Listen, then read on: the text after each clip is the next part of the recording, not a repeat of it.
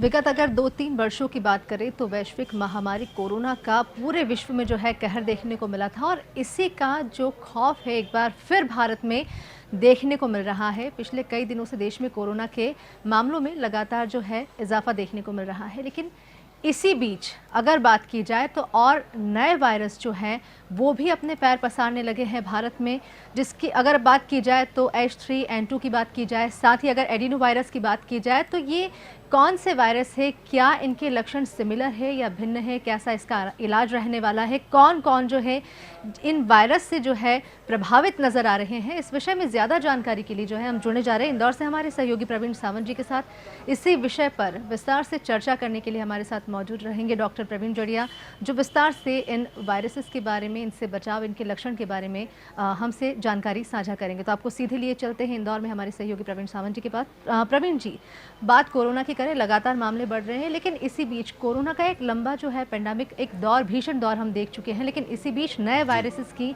Entry हुई है। उसको लेकर क्या कुछ कहेंगे, किस तरह के लक्षण हैं और कौन कौन जो है इसकी जद में आ रहे हैं?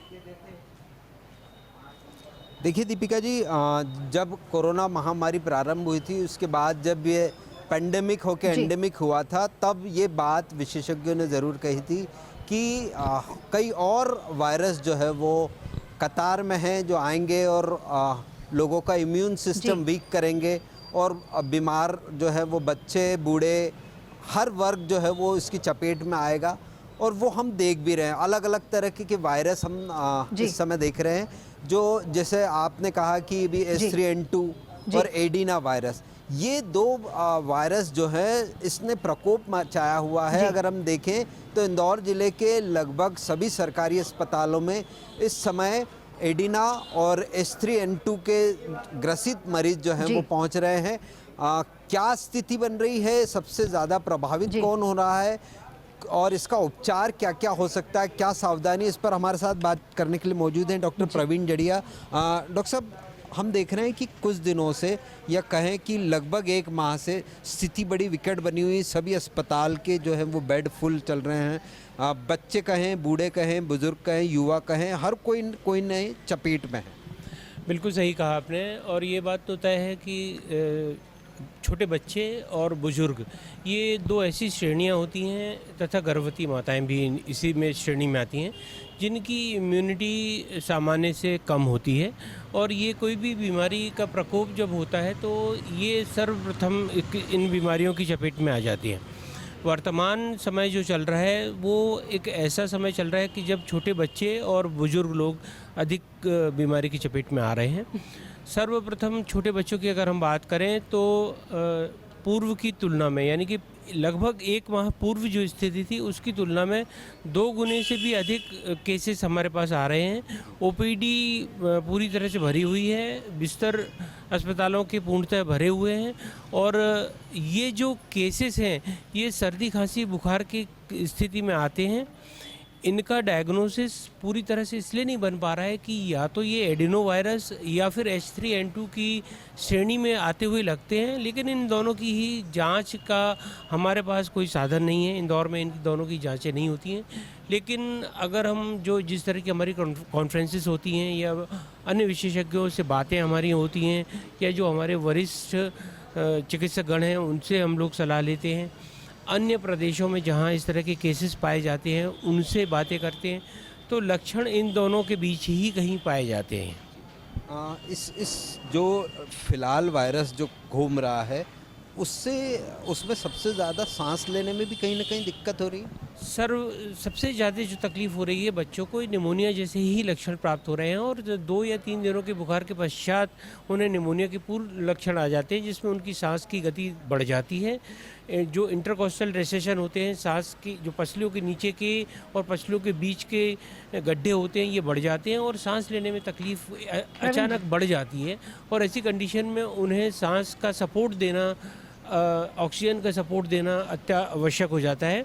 2 से 3 दिन के पश्चात ही स्थिति इतनी बिगड़ जाती है कि उन्हें अस्पताल में भर्ती करना आवश्यक हो जाता है। जी, प्रवीण जी, अगर बात की जाए जिस तरीके से इससे पहले हमने कोविड पैंडेमिक देखा है, कोरोना ने जब दस्तक दी थी भारत में, जब बहुत कम मामले थे, उस समय बहुत से लोग इसे हल्के में ले रहे थे। लेकिन अगर हम बात करें जो दौर देखा है उसके बाद, अब पूरी दुनिया इस वायरस के संक्रमण की गंभीरता को बहुत अच्छे से समझ रही है। बात की जाए H3N2 की या एडिनो वायरस की, या कोरोना के मामले भी लगातार बढ़ रहे हैं।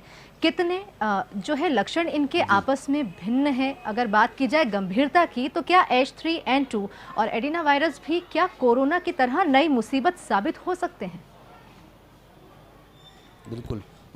दीपिका जानना चाहती, जिस तरह का कई वायरस है, जिस तरह के सिम्टम्स हैं, क्या ये इंगित करता है जिस तरीके से कोरोना महामारी हुई थी उसी तरह की और इंगित करता है, या लोगों को उतनी सावधानी बरतने की ज़रूरत नहीं है? जी बिल्कुल, सावधानी तो हमेशा बरतनी चाहिए। और जैसा कि अभी आप दीपिका जी से चर्चा कर रहे थे, उस वो मैं सुन रहा था। पूर्व में विशेषज्ञों ने ये चेतावनी दी थी कि जो कोरोना चल रहा था, कोविड काल में ये बात बता दी गई थी कि जो भी कोविड का वायरस है, ये कहीं ना कहीं लोगों की इम्यूनिटी पे असर डाल रहा है। और अन्य भी कई वायरस ऐसे हैं जो म्यूटेशन के पश्चात लोगों की इम्यूनिटी पर असर डालेंगे। और ये इनके म्यूटेशन के पश्चात इनका असर जो आ रहा है वो इस तरह से आ रहा है कि सामान्य स्थिति में जो इलाज से काम चल जाता था वो चल नहीं पा रहा है। तो मेरी तरफ से सलाह ये है कि सावधानी बरतना अत्यावश्यक है। इसे सीरियसली लिया जाए, पूर्व की भांति जैसे कोविड में लिया था। तत्काल जैसे ही बीमारी होती है तत्काल किसी चिकित्सक से परामर्श ले लिया जाए। ऐसा ना हो कि सामान्य स्थिति की समझकर इसका घर पे ही इलाज करते रहें या इसे एक सामान्य बीमारी समझते रहें। एक बार डॉक्टर को दिखा लिया जाए, यदि उनके द्वारा हरी झंडी मिल जाती है तो बात अलग है, अन्यथा इसे एक सीरियस बीमारी समझकर इसका इलाज जरूर करें। डॉक्टर साहब, किस तरह के सिम्टम्स अभी बच्चों में खासकर देखने को मिल रहे हैं? किस सिम्टम्स के साथ आपके पास पहुँचते हैं? जैसा मैंने अभी बताया कि सर्दी खांसी जुकाम से प्रारंभ होता है। कुछ दूसरे दिन ही आंखें लाल हो जाना, शरीर पे कई बार चकत्ते जैसे आ जाना, या फिर सांस की ये जो पसलियाँ होती हैं, पसलियों में गड्ढे पड़ना, पसलियों के नीचे गड्ढे पड़ना, सांस की रफ्तार बढ़ जाना, यानी कि निमोनिया के लक्षण आ जाना, ये तीसरे दिन के पश्चात ही बच्चों में लक्षण आ जाते हैं। यदि ऐसे कोई भी लक्षण आते हैं जिससे आपको ये लगता है कि ये बच्चे को निमोनिया कहा जा सकता है, यानी कि सांस की रफ्तार बढ़ जाना, सांस लेने में तकलीफ़ होना और किसी भी तरह की पसलियों में अथवा पसलियों के नीचे या पसलियों के ऊपर किसी भी तरह के गड्ढे पड़ना, ये कोई भी लक्षण होते हैं तो तत्काल डॉक्टर से संपर्क करना चाहिए। लेकिन अभी एक और समस्या बच्चों के साथ जो चल रही है, वो आउटब्रेक हमारे यहाँ मीजल्स और रुबेला का भी हुआ है। 3 या 4 साल में एक बार इसका प्रकोप बहुत तेज़ी से फैलता है। ये वो वर्ष है जब मीजल्स रुबेला का प्रकोप फैल रहा है, तो ऐसे में और अधिक सावधानी बरतने की ज़रूरत है। जैसा अभी मैंने चिकत्तों की बात कही, फीवर विद रैश अपने आप में एक बहुत बड़ा सर्विलेंस का विषय है और ये बार बार लोगों को कहा जाता है, प्रत्येक प्राइवेट हो या शासकीय चिकित्सकों ने ये कहा जाता है कि यदि उनकी ओपीडी में एक भी केस फीवर विद रैश का आता है तो उसे तत्काल वो सूचित करें हमारी आईडीएसपी शाखा को या टीकाकरण शाखा को, ताकि उस क्षेत्र का ये सर्विलेंस किया जाए कि वहाँ अन्य कोई केस तो नहीं है। इस बार आपका जैसा कहना है ये सही है कि इस वर्ष अधिकांश केस पाए गए हैं, लगभग 40 से अधिक केस पॉजिटिव पाए गए हैं शहर में। और वर्तमान में हम फीवर का जो ORI होता है वो रिस्पांस सर्वे हम कर रहे हैं और लगभग 7 वार्ड में हमारा टीम का सर्वे चल रहा है और 10 वर्ष तक के बच्चों को हम लोग मीजल्स का टीका भी लगा रहे हैं, साथ में विशेष डोज लगा रहे हैं। भले ही उन्हें कल या एक दिन पूर्व भी टीका लगा हो, उस डोज से कोई मतलब नहीं है और हम विशेष डोज लगा रहे हैं, साथ ही उन्हें विटामिन ए की अतिरिक्त खुराक भी पिला रहे हैं। जी प्रवीण जी, जिस तरीके से आपने कहा मीजल्स रुबेला का अटैक भी एक तरीके से यहाँ पर हो रहा है जो बच्चे हैं उन पर, साथ ही ट्रिपल अटैक H3N2 कोविड भी वापस से बढ़ने लगा है और एडिना वायरस कहीं ना कहीं लगातार जो है अटैक जो है वायरस के सामने आ रहे हैं। और जिस तरीके से डॉक्टर जड़िया ने कहा था कि अभी इंदौर में डायग्नोस किया जा सके ऐसी सुविधाएं उपलब्ध नहीं है, गंभीर रहने की नहीं जी है, बिल्कुल गंभीरता से लेने की बात की गई है। कैसे जानेंगे कि ये लक्षण भिन्न है, कौन सा वायरस है जिसका अटैक हुआ है, किससे संक्रमित हुआ है, कैसे पता चलेगा? क्या स्वास्थ्य विभाग इसको लेकर गंभीर है? कब इस विषय में, कब इस संबंध में आगे बढ़ा जाएगा मध्य प्रदेश में?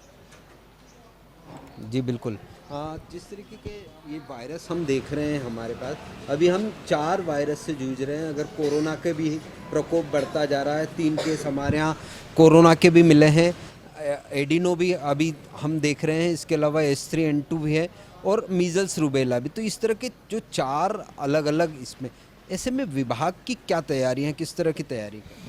देखिए, जहाँ तक विभाग का सवाल है पूर्णतः तैयार है। और जहाँ तक कोविड का सवाल है, आपका कहना बिल्कुल सही है कि कोविड के हमारे 11 तारीख को 3 केसेस शहर में पाए गए थे।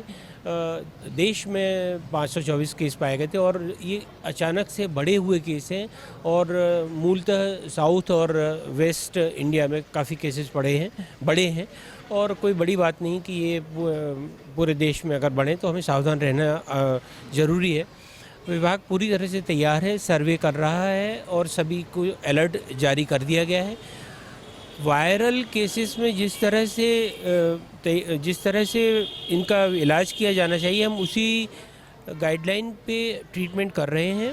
वरिष्ठ चिकित्सकों की एक बैठक माननीय कलेक्टर महोदय के निर्देश पर ली जा चुकी है और उनके द्वारा प्रदत्त गाइडलाइन के अनुसार हम लोग अपने शासकीय चिकित्सालयों में तथा समस्त प्राइवेट जो कि सिर्फ बच्चों का इलाज करते हैं, ऐसे समस्त चिकित्सालयों में गाइडलाइन जारी कर चुके हैं और ऐसी समस्त तैयारियां और औषधि हमारे पास उपलब्ध हैं और मुझे नहीं लगता कि ऐसी किसी भी तरह की औषधि की कोई कमी है जो हमें उपचार में कोई दिक्कत लाएगी। लेकिन टेस्ट नहीं हो पाएंगे, एडिनो के नहीं हो पा रहे हैं, H3N2 के नहीं हो पा रहे, तो ऐसे में लोग कैसे समझेंगे? आपका कहना बिल्कुल ठीक है। ये अभी सिम्टोमेटिक के तरीके से हम लोग इलाज कर रहे हैं और अभी तक कोई कैजुअलिटी नहीं हुई है, ये बहुत अच्छी बात है। कल ही मेरे द्वारा पूरे शहर में ये चर्चा की गई थी, जो बड़ी हमारी लैब्स हैं, प्राइवेट लैब्स हैं, H1N1 का हमारे पास उपलब्ध है जो कि शहर में जांच की जा सकती है, किंतु H3N2 की कोई जांच हमारे प्रदेश में उपलब्ध नहीं है। इसी के साथ एडिनो वायरस की भी कोई जांच उपलब्ध नहीं है, किंतु इनसे मिलते जुलते चूँकि वायरस अन्य उपलब्ध हैं तो उनके आधार पर सिम्टोमेटिक ट्रीटमेंट हम देने में सक्षम हैं। सर, सावधानी किस तरह की बरती जाए, क्योंकि ये सारे वायरस हैं और आने वाला समय अब मई जून जो है वो अप्रैल मई जून भीषण गर्मी का भी दौर रहता है, उस समय भी इम्यूनिटी सिस्टम जो है वो कहीं ना कहीं वीक होता है। देखिए, सावधानी का जहाँ तक प्रश्न है तो जो कोविड काल में सावधानी लोगों को एडवाइजरी जारी की गई थी वो पूर्णतः इस वक्त भी वैसी ही लागू कर दी जानी चाहिए। लोगों को ध्यान रखना चाहिए कि भीड़ भाड़ वाले इलाकों में जाने से बचें, अत्यधिक आवश्यक होने पर ही घर से बाहर निकलें तो मास्क का उपयोग करें। एकदम से मौसम का परिवर्तन हो रहा है, जैसे अचानक से गर्मी से मौसम ठंडा हो जाता है, ऐसे में घर से बाहर निकलना उचित नहीं होता है। छोटे बच्चों को अभी वर्तमान में परीक्षा हो चुकी हैं, ऐसे समय में बाहर निकलने से रोकें। मौसम का परिवर्तन यानी कि एक दिन में एक समय में यदि वो अंदर किसी ठंडे तापमान में है तो वहाँ से अचानक बाहर गर्म तापमान में ना चले जाएं। एसी अथवा कूलर की ठंडक से अचानक से गर्मी में ना चले जाएं, गर्मी से अचानक ठंडक में ना चले जाएं। कहीं बाहर जाना है तो मुंह ढक के या सर ढक के ही जाएं। पानी का अधिक उपयोग करें, शरीर में जितना अधिक हाइड्रेशन रहेगा वो वायरस से उतना अधिक बच पाएंगे। फलों का, हरी सब्जियों का सेवन अधिक करें, अनावश्यक दवाओं का उपयोग ना करें, किसी भी दवा का उपयोग बिना अपने चिकित्सक की सलाह के ना करें। मामूली सर्दी न समझें, इस सर्दी को यदि 1 से 2 दिन हो जाते हैं तो निकटतम चिकित्सालय में जाकर या अपने फैमिली चिकित्सक को दिखाकर ही दवा का उपयोग करें। और यदि किसी भी तरह की बीमारी को 2 या 3 दिन हो जाते हैं, सांस की कोई तकलीफ़ बढ़ जाती है तो इलाज के साथ साथ उनका परीक्षण अवश्य कराएं। बिल्कुल दीपिका, जिस तरह की बातें डॉक्टर जड़िया ने बताई हैं वो लोगों को चिंता ज़रूर करनी चाहिए, क्योंकि समय जो है वो भी वैसा नहीं है कि लापरवाही बरती जाए, क्योंकि जरा सी भी लापरवाही जो है वो मौत का कारण बन सकती है। हमने देखा है देश भर में पिछले 7 दिनों में जो है वो कोरोना वायरस या कोई और अन्य वायरस के चलते 6 मौत जो है वो रिकॉर्डेड की गई है। 524 नए कोरोना केस पिछले कुछ दिनों में मिले हैं। ये 114 दिनों बाद ऐसा समय आया है जब एक साथ 500 से जी। अधिक केस मिले हैं। ये 114 दिनों बाद हैं। तो ये स्थितियाँ इस तरह की बनी हैं दीपिका की हमको सावधानी बरतने की ज़रूरत है। कोरोना महामारी से लड़कर अभी हम खुले में घूमने के लिए आज़ाद ज़रूर हुए, लेकिन यदि सावधानी नहीं बरती तो हमें फिर से कहीं ना कहीं उस तरह की स्थितियों का सामना जी करना पड़ बिल्कुल, सकता लेकिन यहाँ है। एक बात और जानना चाहेंगे, अगर कोविड की बात की जाए तो पिछले जितने भी फेजेस जो है कोरोना के आए हैं, जितनी वेव्स आई है, हर बार म्यूटेंट जो है चेंज हुआ है। इसके बाद अब नए वायरस की जो आमद हुई है, जी। क्या इसमें भी हमें यही देखने को मिलेगा? और चूंकि कोरोना फिर से दस्तक दे रहा है, क्या लगता है, क्या इसी तरह की खबरें सामने आ रही है कि म्यूटेंट में फिर से चेंजेस होंगे, सिम्टम्स में चेंजेस होंगे, और वो कौन लोग हैं जो इसके जद में आ सकते हैं?